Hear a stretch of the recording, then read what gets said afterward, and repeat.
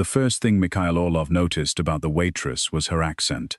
The second was that she did not lower her eyes. It was 11:47 on a freezing Thursday night in Chicago, and the dining room of Laurent House had been reduced to the wealthy, the lonely, and the kind of men whose evenings did not end when normal businesses closed. Mara Bennett had been on her feet for 9 hours, her black uniform dress pulled slightly too tight at the waist after dinner service. Her sensible shoes had started cutting into the backs of her heels, and a headache had been building behind her left eye since 6. She wanted to go home. She wanted to take off the pins holding her hair in a bun, microwave yesterday's soup, and call her father before he fell asleep in front of the television. Instead, table 12 had arrived. 4 men. No reservation. No request. The host simply opened the velvet rope to the restaurant's private rear section and began moving other guests. Mara noticed that immediately. She also noticed that George, the restaurant manager, stopped smiling. That was more unusual. George smiled through everything. He smiled through health inspectors, screaming brides, drunk aldermen, and one memorable night when a hedge fund manager threw an entire sea base at a sommelier. But when the tall man in the charcoal overcoat entered Laurent House, George's smile disappeared. Mara. She turned from the service station. George was beside her. You have 12. She glanced toward the back. No. His eyes widened. No, I've got 7 and 9. Claire has 12. Claire is leaving. Claire is standing 10 feet away, polishing glasses. George lowered his voice. Claire is leaving. Mara looked across the room. Claire was already removing her apron. Interesting. Why? George's jaw tightened. Because I said so. No. You said she was leaving. Those aren't the same thing. Mara. There was something in his face now. Fear. Real fear. It stopped her. George leaned closer. That is Mikhail Orlov. Mara looked toward table 12 again. The tall man had removed his coat. Dark suit. White shirt. No tie. He sat with a kind of stillness that made everyone around him seem overly animated. 2 men sat beside him. The 4th remained standing. Security, probably. Mara knew the surname. Everyone in Chicago knew it. Orlov Shipping. Orlov Development. Orlov Hotel Group.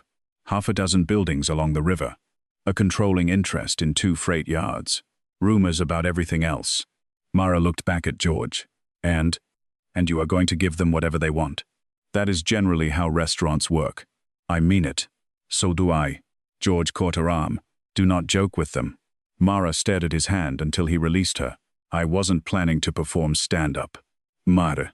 I'll serve them. He exhaled. Thank you. She picked up 4 menus. Mara. She stopped. George looked genuinely miserable.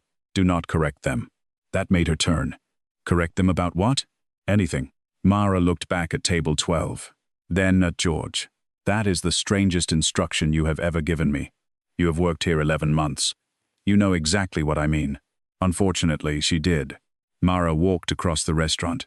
She was 28 years old, 5'6", fuller through her hips and waist than the women usually photographed inside Laurent House, and she had spent most of her adult life learning how people categorized her before she spoke. Waitress. Heavy girl. Tired girl. Ordinary girl. Safe girl. People were often more comfortable when they believed they understood you quickly. Mara had learned not to correct them. Usually. She reached table 12. Good evening. None of the men answered immediately. Mikhail Orlov was looking at a folder lying open beside his untouched glass of vodka. One of the other men, older, with silver threaded through his beard, glanced at Mara. Water. Still or sparkling? He looked irritated by the question. Water. Mara nodded. Excellent. We have successfully narrowed it down to a liquid. The younger man beside him looked away quickly, possibly hiding a smile. The older man did not. Then Mikhail looked up. His eyes were dark brown, almost black in the low restaurant light. He studied Mara without embarrassment. Not her body exactly. Everything. Shoes. Apron. Fatsi. Hence. Namitak. The inspection lasted perhaps 2 seconds. It felt longer. Still, he said. His English was controlled, nearly accentless. Thank you. Mara began setting menus down. The men were speaking Russian before she took her second step away. She noticed because she always noticed Russian. Not consciously anymore. The language simply caught somewhere in her head. A familiar rhythm. A door opening. The silver-bearded man spoke first. His Moscow pronunciation was polished. Expensive. Educated. The younger man answered with something different beneath it. A rougher cadence. Vowels compressed. Certain consonants softened. Mara slowed. Ural influence. Interesting. Then Mikhail spoke. His Russian was excellent. Native, certainly. But there was something else beneath it. His family had probably left Russia when he was young enough to absorb American rhythm but old enough never to lose the original language. She reached the service station. Sarah, the bartender, was watching her. What? Sarah shook her head. Nothing. You're staring. I'm impressed you came back alive. I asked them about water. That can apparently be fatal. Mara poured 4 glasses. She returned. The men stopped speaking when she approached. That was normal. What happened next was not. Mikhail looked at the silver-bearded man and said something in Russian. The older man laughed. Then Mikhail glanced toward Mara. He continued in Russian. She sounds like she learned English from late-night television. The older man looked at her. Mara placed the first glass down. Mikhail continued. Listen to the vowels. Chicago flattened through a cheap diner. The younger man shifted uncomfortably. Mara set down the second glass. Mikhail's gaze remained on her. She probably thinks Bordeaux is a neighborhood. The silver-bearded man smiled. Mara set down the third glass. Then Mikhail said, still in Russian, ask her for something complicated. I want to see whether she panics. The younger man murmured, enough. Mikhail ignored him. He looked directly at Mara. In English, he said, do you have Beluga Gold Line? Mara looked at him. Yes. Good. She switched to Russian. You should use the genitive after that construction. No one moved. Mara continued. And if you're going to mock my vowels, at least choose one I actually mispronounce. The silver-bearded man's smile disappeared. The younger man stared at her. Mikhail did not blink. Mara picked up the empty water carafe. You also called Bordeaux a neighborhood 3 minutes ago when you were complaining about a restaurant in Paris, so I wouldn't build an intellectual empire around that particular joke. The younger man coughed. The older man turned sharply toward him. Mara looked at Mikhail. And your friend is not from Moscow? Silence. Mikhail leaned back slightly. No? Not originally. His eyes narrowed. Where? She glanced at the younger man. He looked suddenly less amused. Perm region. Maybe farther east. He hides it when he speaks formally. The man's expression changed. Just slightly. But Mara saw it. Mikhail saw Mara see it. How? He asked. She shrugged. He swallows unstressed vowels differently, and he used a regional diminutive 5 minutes ago. The silver-bearded man looked at the younger man. Mikhail did not. He was still watching Mara. What is your name? She tapped the metal badge pinned to her chest. Mara. His gaze lowered to it, then returned to her face. I meant your full name. I know. The younger man laughed. This time he did not hide it. Mikhail looked at him. The laugh stopped. Then he looked back at Mara. What did you study? Her stomach tightened. That question bothered her more than the insult. Tonight? Before this? I serve food. That was not my question. And I am not applying for anything. Something shifted near the corner of his mouth. Not a smile. Interest. Mara hated it immediately. Beluga Gold Line, he said. 4 glasses? 3. She looked at the standing guard. He shook his head. Mara turned away. Mara. She stopped. Mikhail spoke in Russian. Perfectly this time. Was that grammatical enough? She looked over her shoulder. No. The younger man actually laughed. Mara walked away. Her hands began shaking only after she reached the kitchen. She set the tray down. Idiot, she whispered. She pressed both palms against stainless steel. Her heart was pounding. There had been a moment at the table right after she identified the younger man's dialect when the entire tone changed.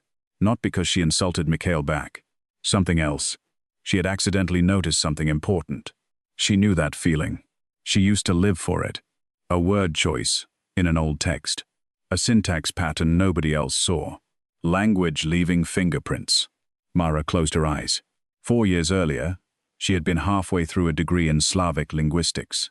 She had planned graduate school, translation work, maybe academia, if she could survive the politics. Then, her mother died. 6 months later, her father's construction business collapsed under debt he had hidden while caring for her. Mara went home. 1 semester became 2.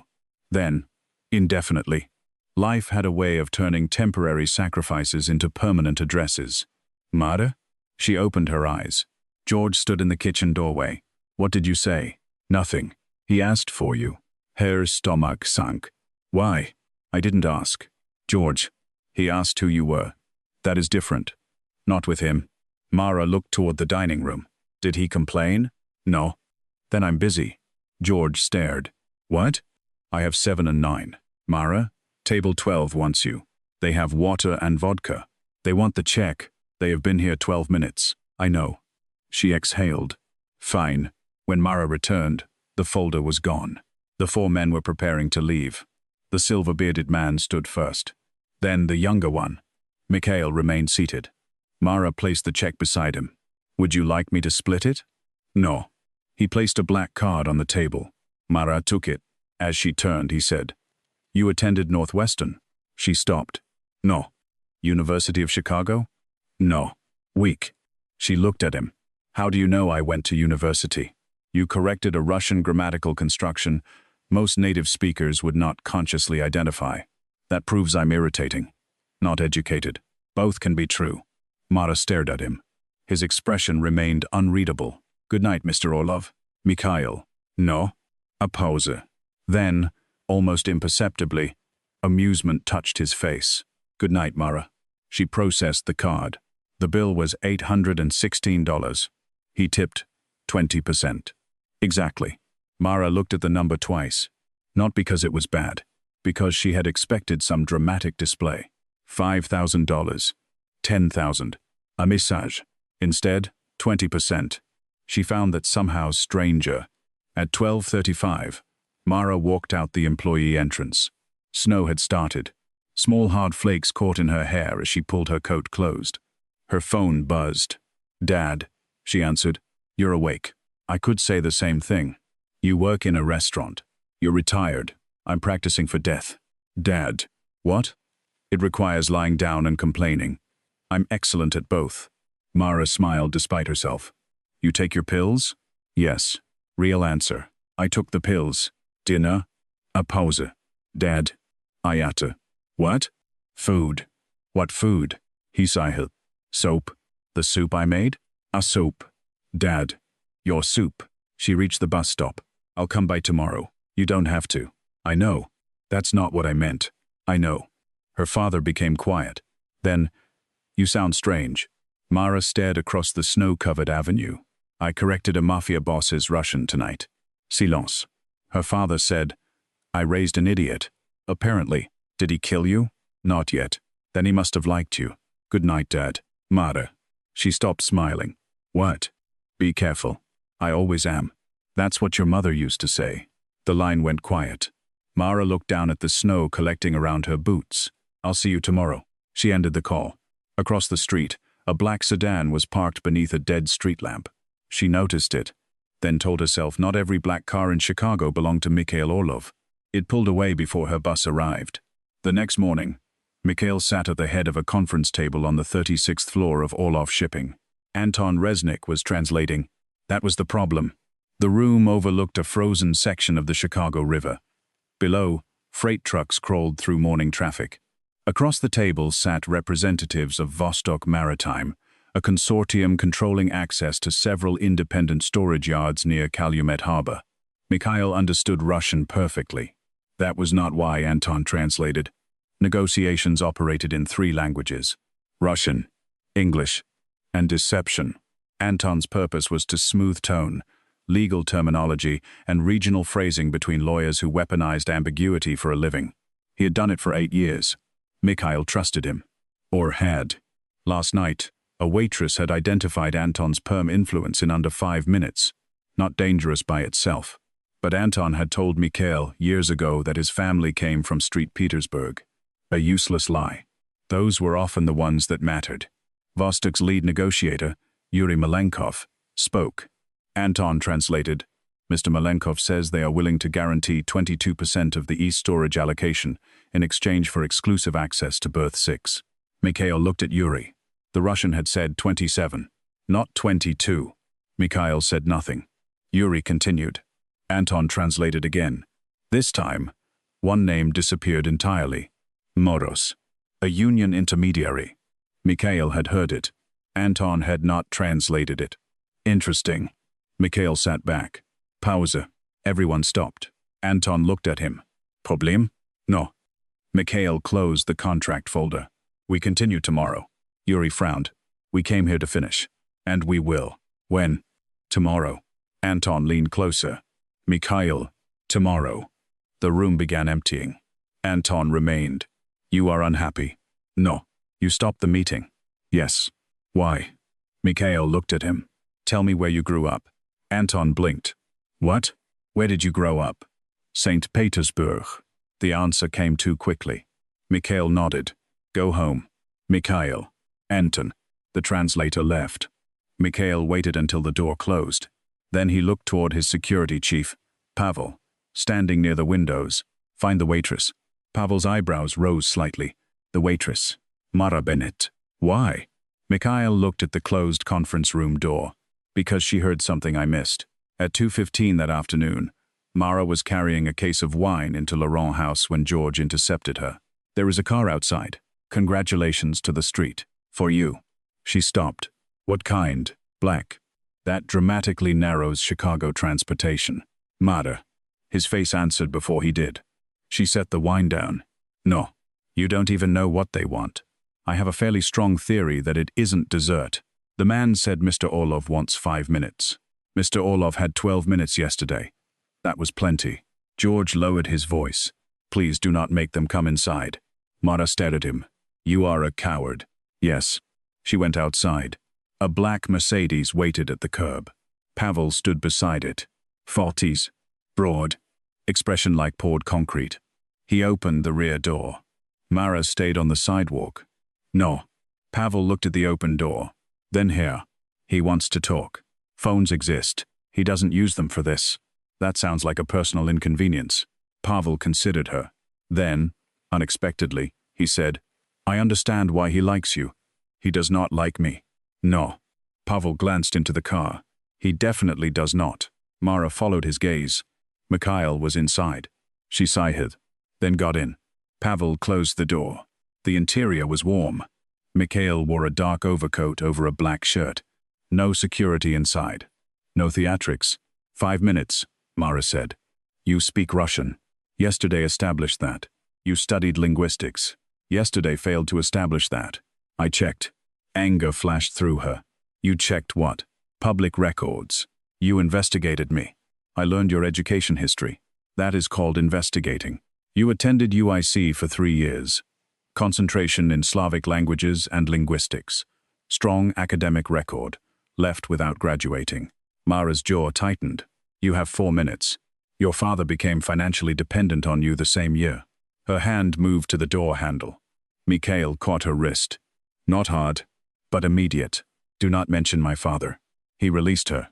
The movement was instant. No argument. Interesting. Mara rubbed her wrist. What do you want? A second opinion. Oh? Language. I charge. That surprised him. How much? She thought of what private translators charged. 150 an hour. Done. Mara blinked. She should have said 500. For what? A recording. No. You haven't heard it. I don't want to. 1 hour. No. $1,000. Mara stared at him. That is not how hourly rates work. It is how urgency works. What is on the recording? A negotiation. Illegal? Mikhail looked at her. That question does not have a useful answer. Then no. He was silent. Mara waited. He did not threaten. Did not increase the money. Did not mention her father. Instead, he reached into the side pocket and removed a small audio player. He placed it between them. Listen to 30 seconds. No. 30. If I hear something illegal, you leave. And you never contact me again. His expression changed subtly. I can agree to the first condition. Mara almost laughed. That was not charming. I was not attempting charm. Good. She stared at the recorder. Then at him. 30 seconds. He pressed play. 2 voices. Russian. 1 Anton. 1 man she did not recognize. The recording quality was poor. Restaurant maybe. Air system, humming. The unknown man said something about storage. Anton answered. Mara stopped breathing. Play it again. Mikhail did. She listened. Again. The third time, she leaned forward. What? Mara pointed at the recorder. He changed dialect. Anton? Yes. To what? Not exactly dialect. Register. Mikhail waited. She looked at him. Your translator is performing. What does that mean? He speaks one way when he knows you are listening. This is different. How? He's relaxing into regional speech. Perm may be Sverdlovsk influence. But that's not the important part. What is? He uses a word for warehouse that can also mean a holding place, depending on context. So the other man corrects him. Mikhail's expression hardened. To what? Not storage. She replayed it. There. He says. Not the warehouse. The throat. Mikhail went still. The throat? Could be a metaphor. For what? I don't know. Mara handed him the recorder. That was 30 seconds. He did not take it immediately. Come to my office tonight. No. I will pay 5,000. No. 10. No. His gaze sharpened. You need money. Everyone needs money. You need more than most. And you need someone who tells you no. The silence in the car became unexpectedly calm. Mikhail took the recorder. What would make you come? Nothing. That is rarely true. It is true here. You are curious. Mara hated that he was right. She looked out the window. Curiosity does not outrank self-preservation. Good. She turned back. Good? I do not employ reckless people. You are not employing me. Mikhail held her gaze. Not yet. Mara opened the door. He spoke before she got out. Anton translated 27 as 22 this morning. She froze. What? He removed a name from a sentence. Mara looked back. Which name? Moros. Something moved in her memory. The recording. She grabbed the audio player from his hand. Play the last 10 seconds again. He did. Mara listened. The unknown man used a phrase. She frowned. Again. Mikhail replayed it. Mara's stomach tightened. He says, the frost handles the throat. Frost. Moros means frost. Mikhail's eyes changed. There it was. The instant she understood why he had come. Not attraction. Not fascination. Need. What time? Mara asked. 8. 1 meeting. 1. 5,000. 10. Mara started. Why are you negotiating against yourself? Because I want you to show up. That was the first moment Mikhail Orlov frightened her for a reason that had nothing to do with his reputation. At 7:59, Mara walked into Orlov Tower. She wore black trousers, a cream blouse, and the only blazer she owned. The lobby guard glanced at her ID, then immediately stood. That told her Mikhail had given instructions. An elevator was waiting. No button required. 36th floor. Pavel met her when the doors opened. You came. For money. Of course. You sound unconvinced. I sound tired. He led her into a conference room. Mikhail stood beside the windows. 2 laptops on the table. Legal documents. Audio equipment. No guns visible. That somehow made the place more intimidating. Mikhail looked at her. His gaze paused. What? Nothing. You stared. You are not wearing an apron. Excellente observation. He pulled out a chair. Mara sat. Rules, she said. Go ahead. I am not part of your organization. No. I do not translate criminal orders. Fine. I do not lie to law enforcement. Mikhail's jaw moved. Fine. And if I hear something that suggests someone innocent is going to be hurt, I walk. He studied her. Define innocent. A person not participating in whatever war you are having. That definition creates difficulties. Then solve them. Pavel coughed into his fist. Mikhail looked at him. Pavel became fascinated by the ceiling. Mara folded her arms. Do we have an agreement? Mikhail sat across from her. Yes. For 3 hours, she listened. Recordings. Phone calls. Meeting transcripts. Mara forgot to be afraid. Language did that. It had always done that. She filled 6 pages with notes. Anton was good. Very good. That made the mistakes worse. He is not mistranslating randomly, Mara said. Mikhail leaned beside her, close enough that she could feel heat from his shoulder. What is the pattern? Numbers. I know. Names. I know. Obligation. He looked at her. Explain. When the other side says you must do something, he softens it. Examples? You will surrender Berth 6 becomes, they request temporary access. Mikhail's face hardened. When you make a threat, he strengthens it. Mara pointed at the screen. Here, you said. If the containers remain blocked, we will consider other routes. He translated it as, if you interfere again, there will be consequences. Pavel swore quietly. Mikhail remained still. So he is making both sides more hostile. Yes. Why? Mara looked through her notes. To create pressure. For whom? I don't know. Mikhail reached over her for another page. His sleeve brushed her wrist. Both noticed. Neither moved immediately. Mara pulled her hand away. Personal space. He stepped back. Apologies. That surprised her more than it should have. She looked down. There is something else. What? The phrase involving Moros. Mara opened a transcript. Anton uses frost when discussing union approvals. Every time. Moros is a union intermediary. You said that. He represents dock workers. Maybe. Mikhail's gaze sharpened. Maybe? Look here. She pointed. Anton says, Moros can close the throat by Friday. That does not sound like a labor dispute. Pavel moved closer. What is throat? Mara looked at the shipping map on the wall. A narrow freight corridor connected several storage yards to the river. She stood. Show me your port routes. Mikhail hesitated. Why? You brought me here. He unlocked a screen. A detailed map appeared. Mara studied it, then pointed. This. Mikhail looked. The south access corridor. How important? Very. What happens if it closes? We lose access to 2 warehouses and berth 6. Mara looked at him. That is your throat. Silence. Pavel Muda. Jesus. Mikhail's eyes remained on the map. Moros controls permits for the access corridor. So Anton is not merely translating badly. Mara returned to the table.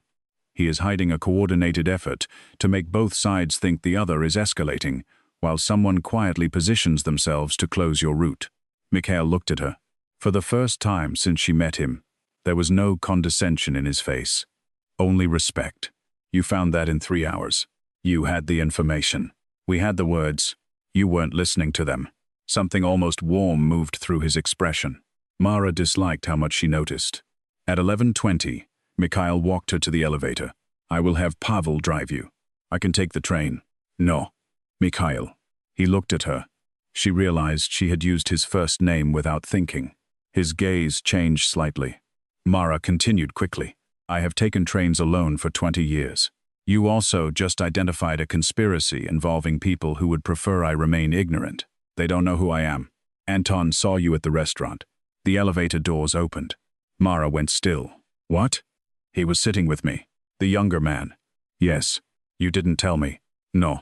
Anger shot through her. You brought me here knowing the person I was analyzing had seen me. I had security on you. You had what? Since last night. Mara stuttered. Absolutely not. Mara. No. She stepped into the elevator. He followed. You put someone outside my home? At a distance. That is not better. It kept you safe. From a danger I only have because you brought me into this. His jaw tightened. You were involved. The moment Anton realized you recognized his dialect. That is convenient. It is true. No. It is how controlling men justify control. The elevator descended. Mikhail went quiet. Mara looked at him. You want to protect me? Yes. Then ask. His eyes met hers. Would you allow Pavel to drive you home? The question sounded almost painful. Mara paused. Yes. The elevator doors opened. Pavel stood in the lobby. Mara walked past him, then looked back at Mikhail. And nobody outside my house. Mikhail's expression hardened. Mara. Ask. A long silence. Would you allow one car across the street until Anton is cleared? She hated the logic. 1. His shoulders eased almost invisibly. 1. That became their first compromise. It would not be their last. Over the next week, Mara worked at Laurent House during the day and Orlov Tower at night. She told herself it was temporary. She told herself $10,000. Bought a lot of patience. Both were true. Neither was the whole truth. She liked the work. Not the mafia part. Not the security. Not the black cars. The language. The challenge. Her mind felt awake again. For years, life had reduced her intelligence to memorizing table numbers, allergies, and wine pairings. Now Mikhail placed documents in front of her and asked, "What am I missing?" Nobody had asked her that in a long time. More dangerous still, he listened to the answer. On Monday night, Mara arrived at his office carrying 2 coffees. Mikhail looked at the cup she placed beside him. "What is this?" "Coffee." "I can see that. Then our work here is complete. I do not drink coffee with milk. You do tonight. Why? Because you've had 4 espressos since 6, and you're becoming unpleasant." Pavel, sitting across the room, looked away. Mikhail stared at the cup, then drank it. Mara blinked. "You're actually drinking it? You told me to. That is alarming." He looked at her over the rim. "You complain when I give orders. Now you complain when I follow them. I contain multitude." He almost smiled. That became another problem. Mara began recognizing the human details. He rubbed his left thumb against the edge of his watch when angry. He never finished alcohol during business meetings. He read every document completely before signing, even if lawyers assured him it was routine. He called his housekeeper every evening at 9 to ask whether an elderly dog named Boris had eaten. Mara discovered that accidentally. "Boris."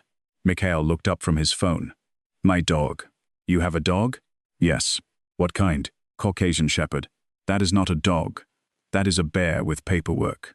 Mikhail stared at her, then laughed. Actually laughed. Pavel appeared in the doorway. He stopped. Mikhail's face returned to neutral. Pavel looked at Mara. "What did you do?" "Apparently I'm hilarious." "Do it again." "Leave," Mikhail said. Pavel vanished. Mara looked at him. "Does anyone around you enjoy being alive?" "Pavel does. He hides it beautifully." Their eyes met. The moment lasted too long. Mara looked away first. The midpoint came on a Wednesday. They were reviewing a live translation feed from a negotiation at a private club near the river. Mara was not in the room. She sat in a secure office 2 floors above, wearing headphones. Mikhail sat downstairs with Anton and 3 representatives from Vostok Maritime. Everything was supposed to be controlled. Mara listened. Anton translated correctly for 14 minutes. Then Yuri Malenkov said something quietly to the man beside him. He thought the microphones were too distant. They were not. Mara's pulse changed. The phrase was obscure, old, a regional saying. She rewound. Listened again. "The bridge eats the first horse." Mara frowned. She searched her notes. Nothing. Downstairs, Mikhail continued negotiating. Anton said something. Yuri responded. Then Anton used another phrase. Mara's blood went cold. He had switched. Not Russian. Komi-influenced slang. She knew enough to recognize the structure, not enough to translate every word. But one thing was clear. Anton and Yuri had a private linguistic channel. They had been hiding it inside Russian conversations. Mara grabbed the secure line. Pavel answered, "What?" "Get Mikhail out." "Why?" "Anton is communicating with Yuri. He is translating." "No. Separately." "How sure?" 90%. "That is not enough." Mara closed her eyes. Below, another phrase. This one she understood. "When the signature dries, close the throat." She stood. 100. Pavel disconnected. Downstairs, Mikhail was reading the final contract. Anton placed a pen beside him. "Everything is exactly as discussed." Mikhail looked at the signature line. Then, at Anton. "You are certain?" "Completely." Mikhail picked up the pen. Anton relaxed. Then Mikhail set it down. "No." Yuri frowned. "What is the problem?" Mikhail buttoned his jacket. "The problem is upstairs."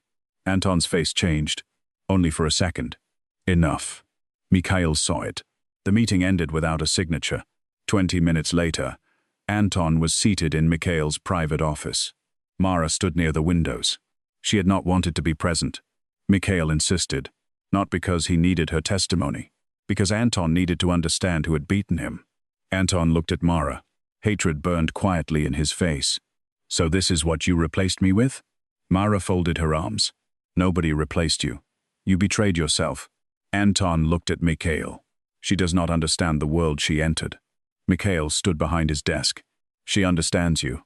You think because she hears accents, she understands loyalty?" Mara answered, "No. I think because you changed 27 to 22, removed Moroza's name, and used a coded register with Yuri, You have been manipulating negotiations. Anton's face remained still. Mara continued. You wanted Mikhail to believe Vostok was more aggressive than they were. You wanted Vostok to believe he was threatening them. Then you pushed both towards signing an agreement that gave Moroz leverage over the South Access Corridor. Anton leaned back. Very clever. Thank you. That was not praise. I charge extra for praise. Mikhail almost smiled. Anton saw it. Something ugly moved across his face. This woman will get you killed. Mikhail's expression became cold. That concern would mean more if you had not been trying. Anton looked at him, then at Mara. You think he respects you? Mara's stomach tightened. He respects usefulness. Mikhail went still. Anton saw it. He smiled. You are a tool, girl. A temporary fascination. Mara felt heat rise in her face. Not because she believed him, because part of her did. Anton leaned forward. When this is over, he will return you to your little restaurant with money and a security detail you never asked for. Men like him do not love ordinary women. They acquire useful things. Mara looked at Mikhail. His face was unreadable. That hurt more than she expected. She turned. I'm done. Mara. She walked out. Mikhail followed. He caught her before the elevator. Stop. She pressed the button. Mara. What? You believe him? No. You are angry. Yes. At me? Yes. Why? The elevator opened. Mara stepped inside. He blocked the door. Move. No. You cannot physically imprison me in an elevator. I can hold a door. That is not the legal distinction you think it is. Mara. She looked at him. What am I to you? The question escaped before she could stop it. Mikhail became very still. Mara laughed once. There. That face. What face? The one where you decide which answer creates the least risk. I am thinking. I don't want strategy. What do you want? I don't know. That makes two of us. The honesty stopped her. Mikhail stepped into the elevator. The doors closed. He did not touch her. I hired you because you were useful, he said. Mara looked straight ahead. Excellent. I kept asking you back because you were useful. Better. I started changing meetings because I wanted to hear what you thought. She said nothing. I moved coffee into my office because you complained the conference room made you cold. Mara looked at him. He continued. I know your father watches baseball even though he hates the Cubs because he likes complaining about them to you. Her breath caught. You talk when you are tired. I apparently need stronger privacy instincts. I know you hate lilies because they were at your mother's funeral. Mara went silent. I know you pretend you do not care when restaurant customers insult you. Then go into the pantry and count backward from 20 so you do not cry. Her eyes stung. Mikhail, I know you wanted a doctorate. She looked away. I know you still read journal articles during your lunch break. Stop. And I know Anton was wrong. The elevator stopped.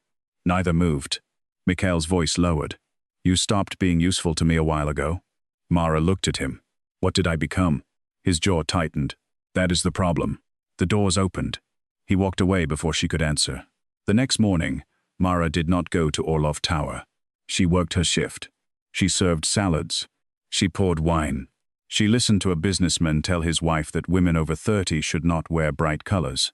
Ordinary life felt strangely unreal. At 3, George approached. There is a delivery. Mara looked toward the front. No Blacksov. No security. A courier carried a cardboard box. Mara signed. Inside were books. Her books. Not literally. Books from her old field. Dialect, atlases. Russian sociolinguistics. A newly published volume she had looked at online but refused to buy because it cost $200. No jewelry. No cash. No note except one line. You said you were behind. Mara stared at the books. Her chest tightened. Sarah leaned over. Boyfriend? No. Rich stalker? Closer. Mara closed the box. That evening, she went to her father's apartment. Daniel Bennett sat in his recliner wearing sweatpants and a bear's sweatshirt older than Mara. He looked at her. You look miserable. Thank you. Did the gangster dump you? He is not my boyfriend. Did the not? Your boyfriend gangster dump you? Mara dropped onto the couch. No. Did you dump him? No. Did anyone shoot anybody? Dad. Clarifying. She covered her face.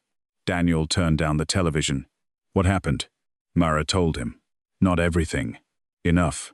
When she finished, her father was quiet. Then he said, "Do you like him?" Mara stared. "That is your conclusion?" "Yes. He is dangerous." "So was your mother."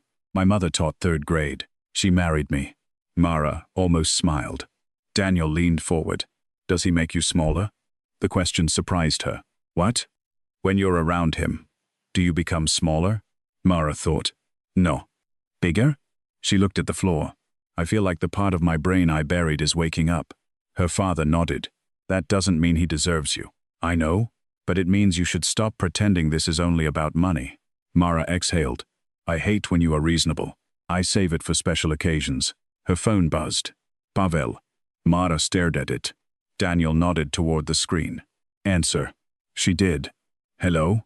Pavel's voice was different. Tighter. "Mara, where are you?" "My father's." "Stay inside." Her stomach dropped. "What happened?" "Someone followed you from Laurent House." She stood. "What?" "White SUV. We lost it 2 blocks from your father's building." Mara looked toward the window. "Is Mikhail with you?" Silence. "Pavel." "He is handling Anton." "What does that mean?" "Mara." A car door slammed outside. She moved to the window. Pavel's voice sharpened. "Do not look out." Too late. A white SUV was parked across the street. 2 men got out. Mara's heart hammered. "Dad." Daniel looked up. "What?" "Bedroom. Now." "Mara, please." Something in her face moved him. He went. Mara locked the apartment door. Pavel was speaking quickly. "Security is 3 minutes away. 3 minutes is long." "I know." "Back exit?" "Kitchen fire stairwell." Mara moved, then stopped. Voices in hallway. Russian. She froze. One man said, "2nd floor." The other answered. Mara listened. Accent. Not Anton. Not Vostok. Something else. She pressed the phone close. "They think I'm on 2nd. You're on 4. "Yes." "Stay." Mara looked toward the back door, then heard the 2nd man. He said the father is enough. Her blood went cold. "No." "Mara? They know about my dad. Do not move. They're going to search." "Mara." She opened the kitchen door. "Mara. They think I'm on 2. I'm getting him upstairs. You are not trained for this. I am trained to understand what they are saying." She ran to the bedroom. Daniel was standing. "You said hide. Change." "What?" "Coat. Shoes." "What is happening?" "Batman." Daniel stuttered. "You really undersold gangster." They moved into the hallway. Mara kept Pavel on speaker at low volume. She took the stairs up, not down. "Why up?" Daniel whispered. "Because they expect down." On the 5th floor, she heard footsteps entering the 4th. Mara pulled her father into the laundry room. He was breathing hard. "You okay?" "I'm 64, not 90. "Quiet." Russian voices below. One said, "Orlov will come." The other answered, "That's the point." Mara's eyes widened. This was not about her. It was bait. "Mikhail," she whispered. Pavel heard. "What?" "They want him here." Silence. "Mara, stay hidden." "No. Tell him not to come. He is already coming." "Pavel. He knows." "No, he doesn't." Mara listened again. One man said something about cameras. Then, a phrase. "The throat opens when the wolf leaves the river." Her mind snapped into focus. The throat. South access. This was connected. They're pulling him away from the port. Pavel went silent. "What?" "This is a diversion." Mara whispered rapidly. "They expect Mikhail to come here. Something happens at the south access corridor while he is away." "Are you sure?" "Yes." "How?" "Because they just said it." Pavel cursed. "Stay where you are." 10 seconds later, tires screamed outside. Not one car. Several. Mara closed her eyes. "Mikhail." Pavel did not answer. Gunshots cracked from downstairs. Daniel whispered, "Is that?" "Yes." Mara's hands shook. The shooting ended quickly. Too quickly. Then footsteps came upstairs. Heavy. Controlled. Mara grabbed a metal laundry basket. Daniel looked at her. "That is your plan?" "I am improvising." The door opened. Mikhail stood there. No coat. Black shirt. Snow melting in his hair. His face changed when he saw her. For 1 second, all control vanished. He crossed the room. His hands came up as if to grab her, then stopped inches from her shoulders. "Mara, I'm fine." He looked at Daniel. Mr. Bennett. Daniel blinked. You must be the gangster. Mara closed her eyes. Dad. Mikhail nodded. Yes, sir. Daniel looked impressed by the honesty. Mara grabbed Mikhail's sleeve. The port. I know. No. They wanted you here. I know. The corridor. Pavel told me. And? Mikhail's face hardened. I sent everyone except 6 men here. Mara stared. You didn't come with your full security? No. Why? Because you taught me to listen. Something inside her shifted. Mikhail turned to Daniel. My people will take you somewhere secure tonight. Daniel looked at Mara. She nodded. Go. He hugged her, then leaned toward Mikhail. If she cries because of you, I know where the internet is. Mikhail looked genuinely confused. Daniel left with Pavel. Mara and Mikhail stood alone in the laundry room. You came anyway, she said. Yes. You knew it was bait. Yes. Why? He looked at her. You know why. Mara's chest tightened. Mikhail. He touched her face. Very lightly. His thumb brushed beneath her eye. I can rebuild a port. She stopped breathing. I cannot rebuild you.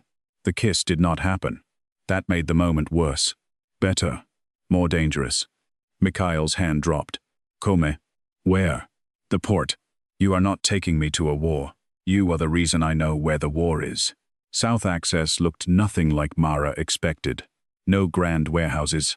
No cinematic harbor.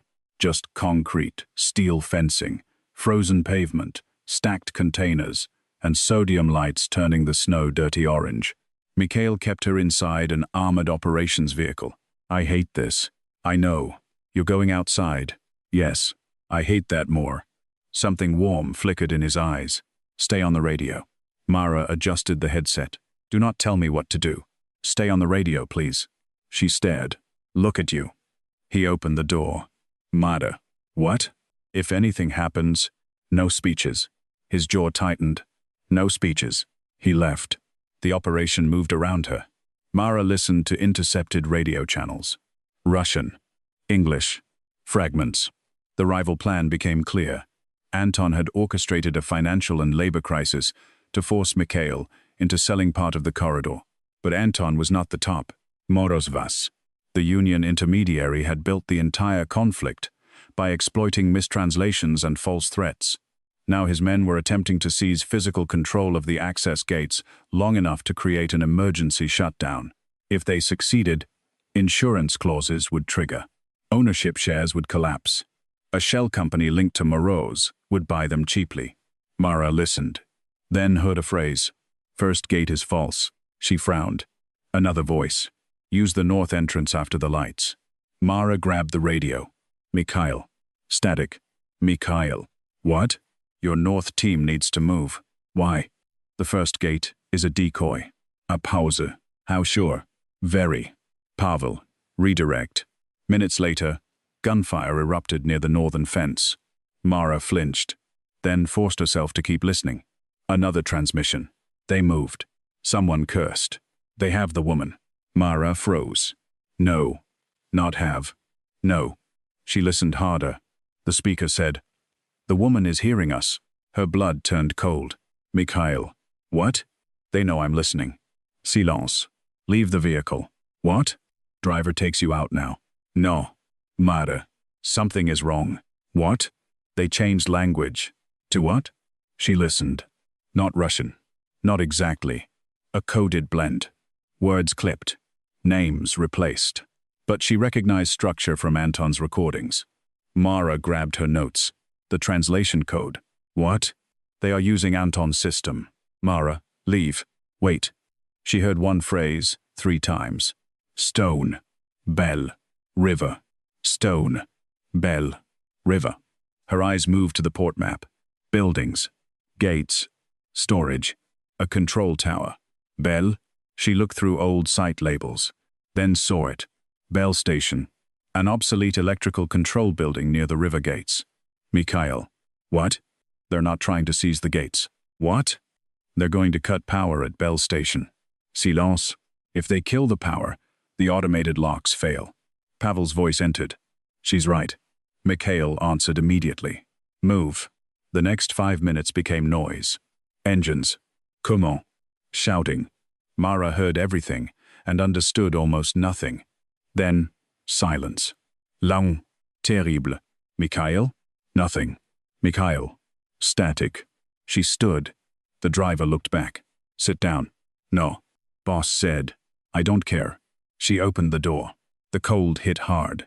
Mara. She ran toward Bell Station. The building was small, concrete, half abandoned. A man came around the side. Mara stopped. Anton. He looked exhausted. No coat. Blood at his temple. But alive. You. He smiled. You really are difficult. Mara backed away. Where is Mikhail? Boozy. Anton stepped closer. You should have stayed a waitress. Mara's fear came clean and sharp. You should have stayed a translator. His smile disappeared. You think language makes you powerful? No. She glanced past him. You carrying a radio on an open channel makes me powerful. Anton looked down. Too late. Mara had already heard Pavel through her headset. Move left. She did. Pavel appeared from behind a container. Anton reached inside his jacket. Pavel tackled him before the weapon cleared. Mara stumbled backward. Then Mikhail came around the building. His shirt was torn at the shoulder. Blood darkened one sleeve. Mara's heart stopped. He saw her. Anger exploded across his face. I told you to leave. She ran to him. You're bleeding. I noticed. What happened? Anton's men. Moros? Caught. Alive? Yes. Mara stared at him. Why? Mikhail looked toward Anton on the ground. Because you asked me once whether violence solves everything. And? No. His eyes returned to her. Apparently paperwork is more painful. Despite everything, Mara laughed. It came out shaky. Almost a sob. Mikhail reached for her. Stopped. Then asked, Can I? The question nearly broke her. Mara stepped into him. His arms closed around her. Not ownership. Not restraint. Relief. She pressed her face against his chest. He held her as though the rest of the port could disappear. For perhaps 10 seconds, Mikhail Orlov stopped being the man everyone feared. He was simply a man who had almost lost someone. Then Mara felt the blood on her palm. She pulled back. Hospital. No. Mikhail. It is superficial. You are impossible. You are not qualified to diagnose me. Correct. She looked at Pavel. Hospital. Pavel nodded. Mikhail stared at both of them. This betrayal is noted. Mara pointed toward the car. Walk. And Mikhail Orlov, feared by half the city, walked. The official story broke 3 days later. A corruption investigation involving union officials, shell companies, commercial fraud, and manipulated shipping contracts. Moros was indicted. Anton entered federal custody through an agreement negotiated by attorneys who charged more per hour than Mara once made in a week. Vostok withdrew from the disputed arrangement.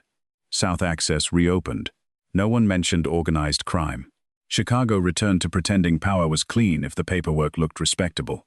Mara returned to Laurent House. For exactly one shift. At 6:30, Mikhail arrived. Alone. George nearly dropped a wine bottle. Mara approached table 12. You know we have other tables. I like this one. Of course you do. He handed her an envelope. She did not take it. What? Payment. I was paid. This is additional. No. Mara. No. He placed the envelope on the table. She stared. Open it. Inside was not money. It was an employment offer. Orlov Shipping International Language and Negotiation Analyst. Legitimate salary. Benefits. Tuition reimbursement. Flexible university schedule. Mara read it twice. Then looked at him. You made a job. Yes. For me. Yes. That is suspicious. It is necessary. Why? Because apparently none of my expensive executives can hear anything. She smiled. Then noticed another page. A letter from UIC. Re-enrollment information. Mara's throat tightened. You contacted the university? My attorneys asked about the process. You really enjoy investigating me? I am improving. She sat opposite him. What if I say no? Mikhail's expression did not change. You say no. And then? I leave. No security? No. No mysterious black car? No. No buying the restaurant? He looked offended. Why would I buy this restaurant? To prove a point. I already own better ones. Mara laughed. Then quieted. What about us? There it was. the question they had avoided. Mikhail looked down at his hands. For the first time, she watched him struggle for language. She found that beautiful. "I do not know how to do this correctly," he said. "That may be the first intelligent thing you've said." His eyes lifted. "I know how to protect assets. I am not an asset. I know. I know how to remove threats. I am not asking you to remove my problems. I know. I know how to make people stay." Mara's chest tightened. "And?" His voice lowered. "I do not want you to stay because I made it difficult to leave." Silence. Mara looked at the employment contract, then at him. "So you're giving me a door?" "Yes. And hoping I don't use it." His jaw tightened. "Yes. That was enough. Not forever. Not a promise. Enough." Mara signed the employment offer, then folded the university letter and placed it in her bag. Mikhail watched. "That means you are accepting?" "The job. Only the job?" She looked at him. "Don't ruin the moment." Something warm moved through his face. He reached for her hand. Stopped. Mara placed hers in his. Months later, Laurent House still kept table 12 open whenever Mikhail Orlov called. George no longer panicked. Much. Mara no longer worked there. She had returned to school part-time while working 3 days a week at Orlov Shipping. She finished the degree she had once abandoned. Her father complained loudly that she had become too expensive to argue with. Pavel developed an alarming habit of bringing her terrible Russian idioms just to watch her correct him. And Mikhail? Mikhail changed in smaller ways. The only ways that mattered. He asked before sending security. He explained before making decisions involving her. He learned that protection could be offered instead of imposed. Sometimes he failed.